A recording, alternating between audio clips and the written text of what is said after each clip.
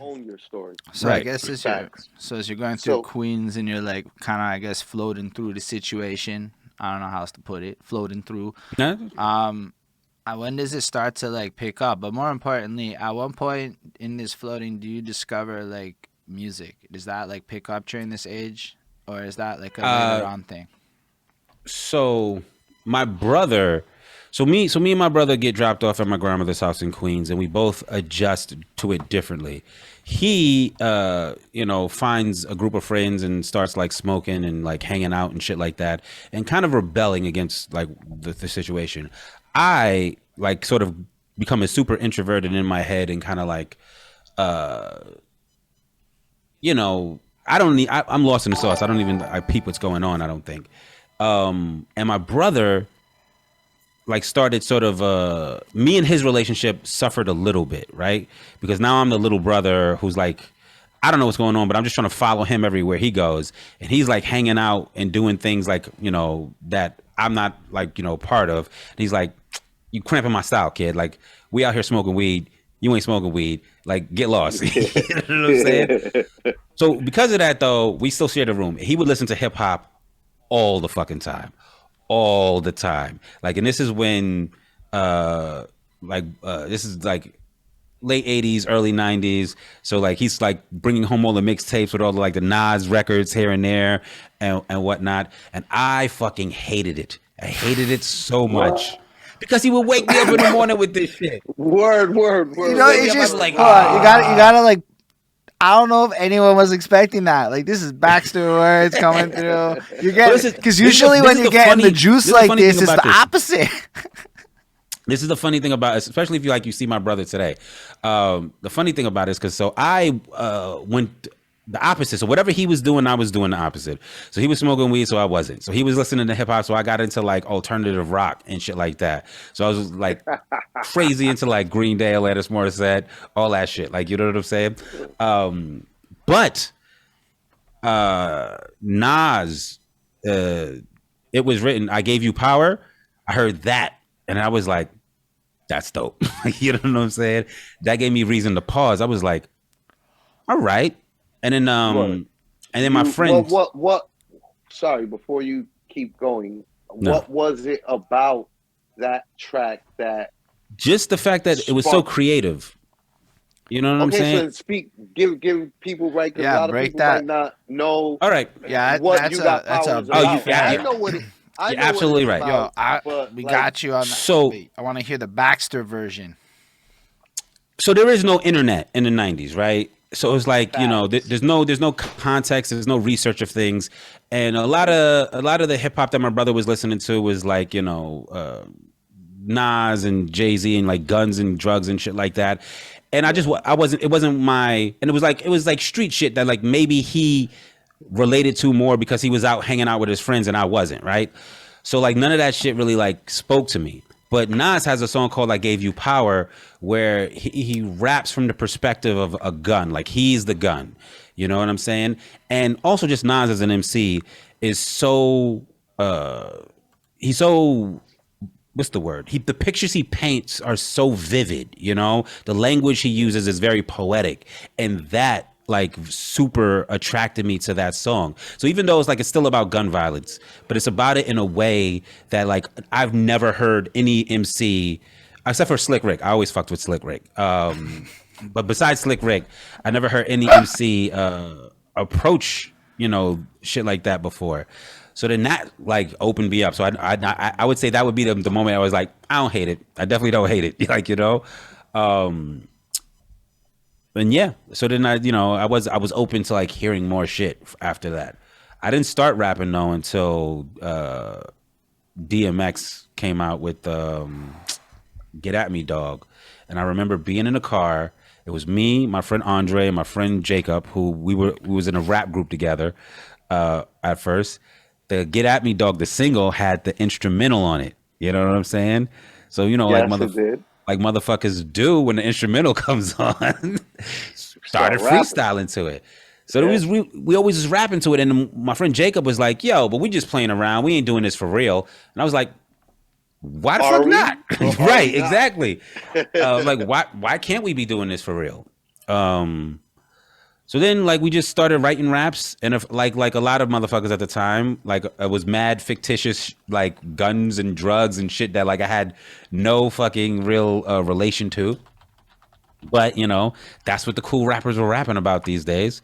But I started going to open mics out in Long Island and any ones that I could find in Queens. But as a... How old were you around, like, all this? So, like, when...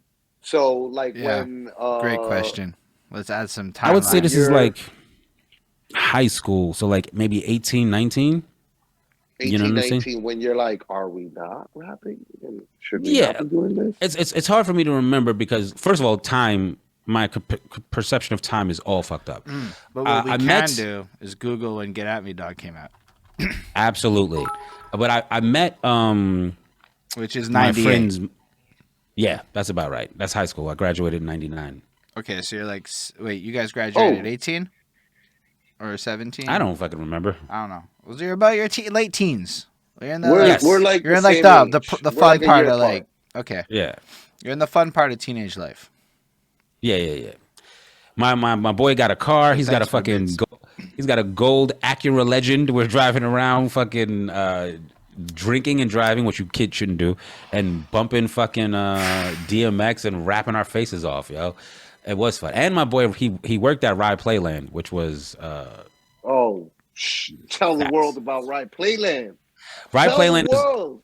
I always think about it, and I could be wrong about this, but this is my perspective. It's like the Coney Island of upstate New York. You know what I'm saying? You know, Coney Island. It's like it's like this shitty amusement park, but it's got some rides. But it's got some rides. It does. Go there. Right. In droves. Right. In and you droves. go in facts. And it's got one wooden roller coaster. That's it. A wooden roller coaster. Yeah, how far up is like take the drive there? It's not that long at all. Like when my boy couldn't have the car, we would or when he was already at work, we would take the train from Port Authority, not Port Authority, the other joint, Grand Central, and it would be like maybe a half an hour. It's like right above New York City. It's not that far. All right, fair enough. It's, Yemi's in the comments mentioning how like somebody died on that. You know what I mean? Somebody died on the Rye Playland joint. Yeah. I'm not sure which one she's talking about. The Dragon. The Dragon. Yep, that's it. That's the one. That's wild. I'm not surprised. Yo, we have not surprised. Let me tell you. Nah, that's wild. But you know, me and my boys, we was rapping. We had a group called Hand to Hand. That was the name of the group, which people don't know is a drug reference. I will say it again. Selling drugs was not my forte. I'm like, yo, for who I know you to be. All this wildly out of character. Like really very out of character. I'm like, you gotta behave yourself, Baxter. Like, what's going on? I mean, I was, that was out in Queens. I didn't know what was going on. You were young and a New Yorker in the fucking 90s. Like we grew up in a very I mean, I consider myself privileged with everything in my life. You know what I mean? Like I'm privileged for everything. And I feel privileged to have grown up in the era that we grew up in. Absolutely. Right? Like we grew up in an era where like we got wild old school, but we're not like the internet. The internet showed up, came around, and we weren't like what is this? Right. We got cell phones while we were still kids. You know, exactly. I was a teenager with the brick Nokia. With the fucking Snake with game Snake on it. You know what I mean? Absolutely. Yeah. But also to put it into context, like I'm out, like the part of Queens that I'm from is like not. It's absolutely positively 100% New York, but it's not. Trains don't go there. Of New York. No, like trains don't go there. So and it's super suburban. That part of Queens, there's a majority of the people own homes that they live in, and that is very rare for your average New Yorker. Most of us grow up in an environment where we with buildings and apartments. We live in buildings and in apartments. Like rare is the land in New York City that's dedicated to homes. Queens and Staten Island tend to take up a majority of that home ownership space. Right. There's homes in the Bronx, in Brooklyn. It's certain parts. Even in Manhattan. There's homes. When you get away from the trains, that's when that shit starts like becoming super suburban and residential. But so the part of Queens I'm from is like super secluded. Nobody from there really, people in Queens act like the rest of New York doesn't know how poppin' Queens is. when everybody knows, like, it's not. But they act like, I just went to New York City. It was made clear to me that there's not a lot to do in Queens on your first trip, and it's probably not worth going to. But it depends on what part of Queens you're going to. There's things to do. Okay, don't misquote me, Holden, because everybody knows that you're talking about me right now. Okay, goddamn it.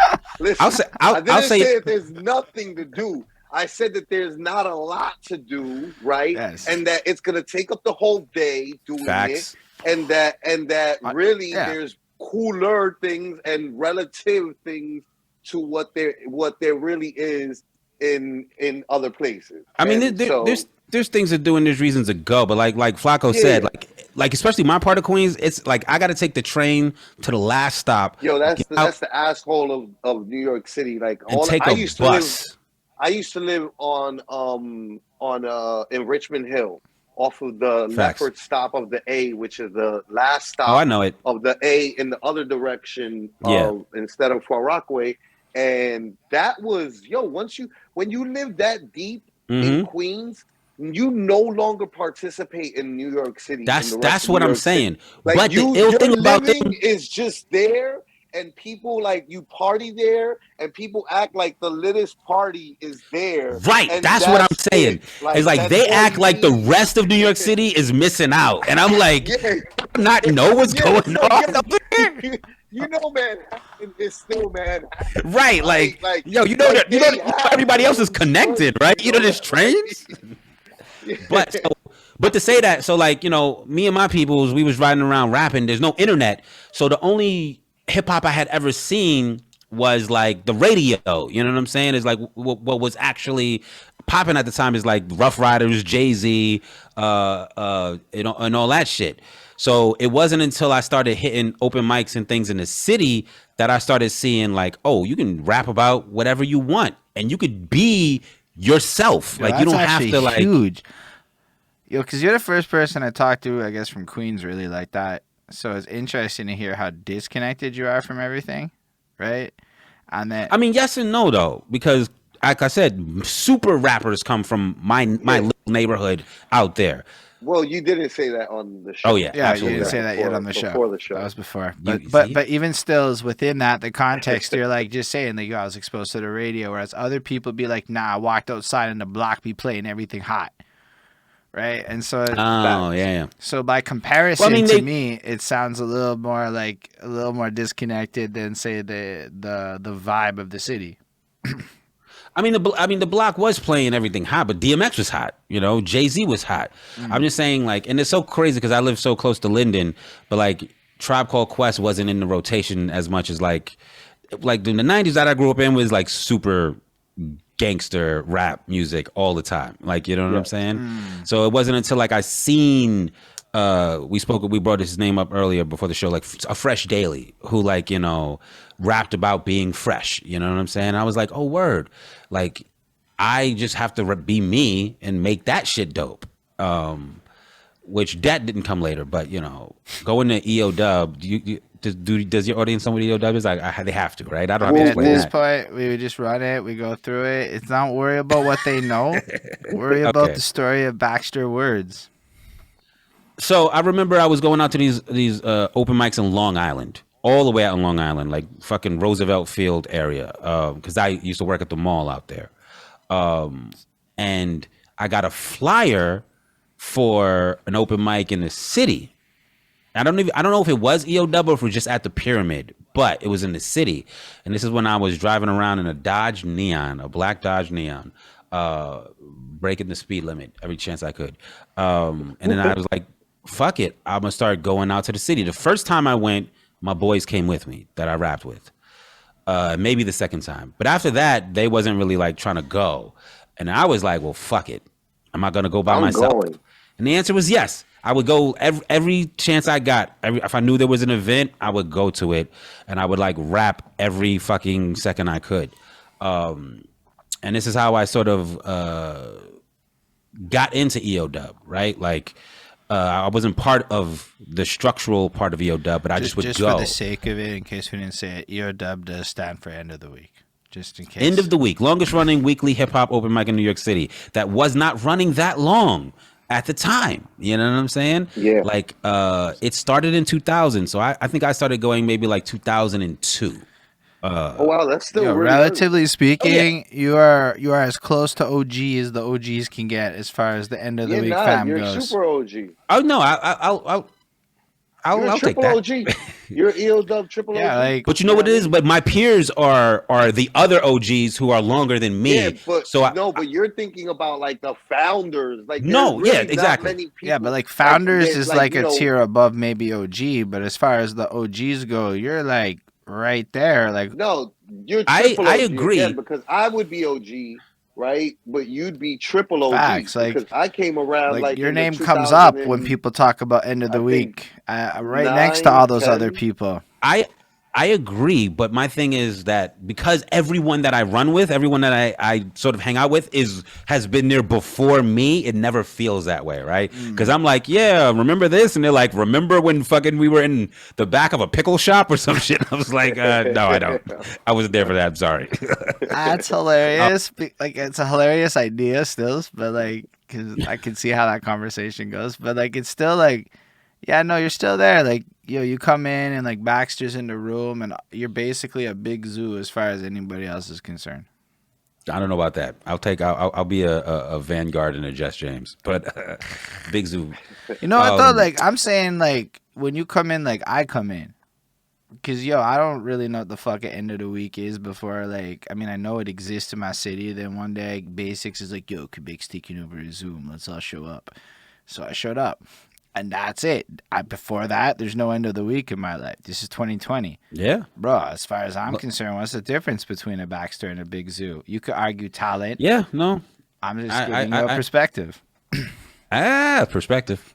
No, I mean, you're right. It's just from my perspective, it's hard for me to like own that. But started going to end of the week. That became like religiously the open mic I went to. I would go. Would go to everything. So I'd go to Freestyle Mondays. I would go to Words and all that. You gotta tell people about. Yeah, we got okay. So right, like there's a couple of parts we're gonna delve into more because this is one lane and we gotta maybe run it back at some point. But break down the various open mic things because keep in mind, not everybody comes from New York City, nor has any idea, nor can even Google Freestyle Monday. Right, not even. I'll do you one better. Right, we're like so you're saying this thing on Monday at end of the week, right? At end of the week, that's the name of the place, right? What end of the week is the name of the actual place. Yeah, end of the week on Sundays. Oh, yeah. No. Right. So I'm baiting you with like bad information, right? Oh, like, got you. Facts. It's so like the venue's not called end of the week. Right. End of the week was a show that would happen on Sundays. So then, let's set the scene. It's 2000s. It's the 2000s in New York City, right? The internet is brand new, so nobody knows how to use it, nor do they care to use it. New Yorkers definitely did not care. Right, because we was on the ground where the shit was happening. We were with you were the shit people. We were what Googling. Do I need the internet for? Like, so right, New Yorkers. This is the thing. Like there was tiers of hip hop, so it's like you ain't gonna see Jay-Z you might see Jay-Z in the street actually, but like. You could go out and see a Talib Kweli. You could go out and see Mos Def or these motherfuckers like actually rapping. And the only way you could ever be known as somebody good for rapping was to get up out of your house and go rap everywhere. It's the only way you could happen. There's no internet. You can't rap and put a song out. To defeat everybody. It was like a game. It was like Grand Theft Auto, right? And at the very least, the mission is every time to go somewhere and rap and be better than everybody. Right, and even if you lost, even if you weren't as good as like everybody else, you could get respect for just showing up, for just continuing to show up and do the thing. Like, you know what I'm saying? Yeah. Which today. I've seen it, and I host open, so people don't know. I host end of the week. I've hosted it since like 2014 to before the pandemic. the new generation, they don't have that sort of same resolve. They don't need it, but they don't have it. So it's like they come out to an open mic, and if they don't do good, they just never go to that open mic again. They either find a different open mic or they just go to the internet and find their fan base, which is dope in its own right. But in the 2000s, the only way you could build a fan base, the only way you could fucking do anything is by going out and rapping. Now, what also would happen is there would be select events that would happen on specific days, and these events would be very territorial over the day and the location of which they happened. So, end of the week had Sunday nights. So Sunday night, if you was looking for some hip hop, you would go to the Pyramid Club on Avenue A. That's the spot for hip hop. If any other event popped up on a Sunday, the people from end of the week would go to that event and shut it down. You know what I'm saying? What? That's how. Hold up, pause. I've talked to a lot of end of the week people, and this is where the triple OGs are better than the founders. Is all I'm trying to say. I'll tell you a few things. One, I know for a fact that Big Zoo and definitely went to a place and battled people to shut their shit down and did that. I also know, and did you guys ever interview James Bond? No, we didn't. We will do that actually. Now that if you interview James Bond, don't tell him who gave you this information, even though it's recorded. No, but they have to watch the show to know. Ask him why they call him James Bond. Okay, and it ain't because he smokes weed. Okay. But anyway, but yeah, that's how territorial people was. So what organizations would do with any couth or credibility is they would pick a day and they would have their things. So Freestyle Mondays was on a Monday. End of the week was on a Sunday. There'd be like a Thursday joint. There'd be like a Tuesday joint. A Lyricist Lounge would have a joint. I think Wednesdays was a New Eurekans thing that they did. I think they had like Wednesday and Saturday or something like that. And a young fucking kid from Queens who just, started coming to the city, I was going to all of them, all of the time. I'm like, if people's rapping there, I'm showing up. Like, you know what I'm saying? So I built a relationship with like a lot of different crews, which, came in handy when I started hosting End of the Week because I could like bring things in. But like, I know all those Freestyle Monday people. I know all the. Now it's like different crews. It's like Supreme Bars is another event that happens nowadays, and Legendary Ciphers and whatnot. But like the main thing is that in the era of the grind, instead of like a lot of people picking the one that you went to once a week, you were just so enthusiastic about it, you went to everything all the time. All the time, yeah. And you had to. But I got another question because we got to run it back a little bit. This is a lot. Let's say we've gone down the performing lane of Baxter and how you were promoting yourself. Mm-hmm. Were you making tapes? Were you making music this whole time? Or was it just like you was out there with the songs and like performing and whatnot? Tell us a bit about like how the trajectory of your song work and whatnot went. So a lot of my experience is live. Like I've performed at who knows how many shows in my lifetime, especially after I started hosting End of the Week. And I've recorded a good amount of music. I think the first person that like recorded probably a Baxter song is probably Jess James, to be honest with you. In his studio that he had off the Bruckner. I don't know. It was him and this brother by the name of C Spit opened a studio off the Bruckner, and a lot of them, the early. The Bruckner is like a highway street. Street in the Bronx. The South Bronx. Okay. A boulevard, technically. Expressway, Bruckner Expressway. It could be a neighborhood too. No, Bruckner Boulevard. It's Bruckner Boulevard. Okay. But Jess had a studio out there, and a lot of my first music was recorded there. But more than that, I would always perform live, which is where a lot of my experience comes from. So I would say that I'm a pretty good live performer. So you're doing like freestyling then mostly? Or was it just like off the dome shit? So was it more both? Or was it like you had like songs written, you had like beats and shit and you would perform it, or like both? So like, at EO Dub, what would happen is You could sign the list to do a song. But if you didn't make that list, and I think there was like 20 spots to do that, there was a rap with the DJ list. So if let's say I was number 21 on the fucking line, I'm not gonna be able to do a song tonight. So I would have to sign the rap with the DJ list, and you only get like one verse. And if you're dope, maybe you get a second verse. So like, you know, you don't know what beat you're gonna get. So like, it behooves you to be able to be dexterous. It behooves you to be able to freestyle. That was great. No, but like what I think is like extra interesting in what you said, because like so sometimes I come into this game in like 2012, so I'm entirely on that internet tip. I did go perform live, but like honestly, if I had to try, there were always other routes for me. So kind of like what you're saying. Yeah. So that's like, what happens, you know. But like coming into that, I had no idea why people were mad at that shit. And so the more I go through hearing what other people, like what the game was like in terms of actually being out there, why freestyling is so respected by people, why so many of these different things are I guess, respected. It's almost like being this gauntlet. Like I was watching like the end of the week. Oh, absolutely. Finals thing that just happened where Basics came through and, you know, brought Montreal into it a little bit. But like, and I was watching just the level of them, like and I was like, damn, this is like a proficiency in terms of like the amount of hours that each person has put into this, just practicing their ability to be like crisp off the dome, to deliver the perfect, you know, it's like you see, and it's not necessarily songs.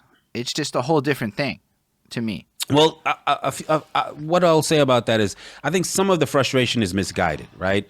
I think the older generation always gets upset when the younger generation has things easier than they had it. And they want them to like struggle just as much. It's like DJs. There's like, you ain't have to carry no crates. It's like, goddamn right. I have a hard drive. Why would I carry crates? Like, just because, like, you know what I'm saying? It's like, no, they created the technology that made things easier for me. I'm going to do that. I'm going to do it that way. You know? So it's like, I don't think people should be upset that people choose to use the internet to their advantage. But what I will say is like, there is something that's saying like your toolbox, like you have a toolbox with tools that you can pull out. Right.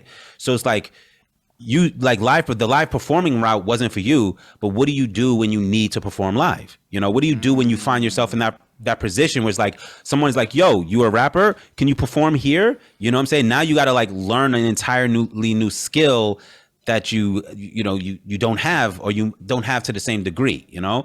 So it's like, I think there is something to be, there's value to performing live as much as there's value to knowing the internet, and there's value to being freestyle.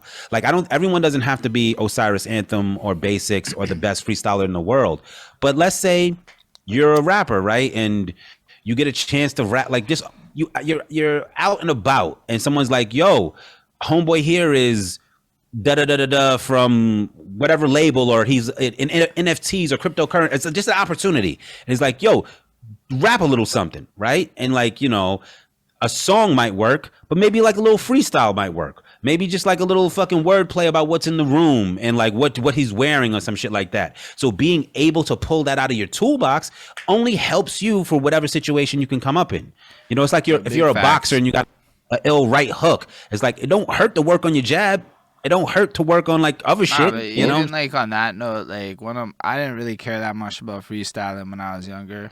I'll be until the end of the week. I didn't really give a fuck about freestyling. I was actually watching y'all and then thinking about participating in the challenge and what that would take. And I'm like, oh, son of a bitch. I actually have to think about some of this shit differently. It was kind of like, so I started caring about it more. But like, yo, there were actually times, because I did perform a lot. I got lucky. I got booked one time, and if you do an ill live set, you will get booked again, is what I learned. People will remember that and bring you back. Absolutely. But you know where I did not do the best was outside the bar with all the rappers when everybody's freestyling. I was not impressive in those moments. I learned to shut the fuck up because I was probably not going to sound cool next to these guys. And ultimately, that probably had opportunity cost I was unaware of at the time, because you're not flexing like you're supposed to. Whereas now, right? All right, I'll take the circle, whatever. We got to do what we got to do. And then, but what happens then with that, right? Like, do you, and I'm the royal you, not specifically you. And this is why EO Dub created so many beasts of MCs.